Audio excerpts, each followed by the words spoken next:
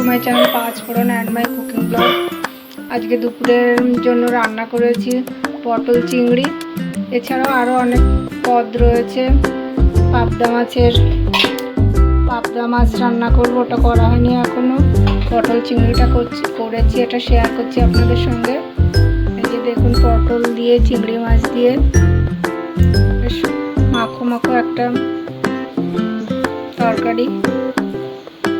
এটা পটলটাকে আমি ভেজে নিয়েছি, ভালো করে ভেজে নিয়ে তারপরে তেলের মধ্যে জিরে, শুকনো লঙ্কা, তেজপাতা আর একটু গোটা গরম মশলা দিয়ে ফোড়নটা ভালো করে ফোড়নটা তৈরি হয়ে গেলে তারপরে মশলা দিয়েছি। মশলার মধ্যে দিয়েছি পোস্ত, জিরে, সরিষা, আদা, লঙ্কা আর একটু কাজু দিয়েছি।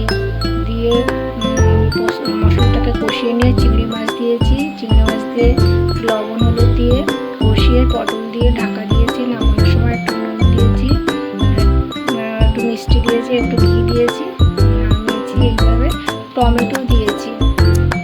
কেমন হয়েছে আমার পটল চিংড়ি? বাড়িতে সবাই এইভাবে ট্রাই করবেন, অবশ্যই ভালো লাগবে। সবাই ভালো থাকবেন, সুস্থ থাকবেন। সবাইকে অনেক ধন্যবাদ জানিয়ে ভিডিওটি শেষ করলাম। আর যারা এখন আমার চ্যানেলটি সাবস্ক্রাইব করেননি তারা অবশ্যই সাবস্ক্রাইব করে আমার পাশে থাকবেন, আমার বন্ধু হয়ে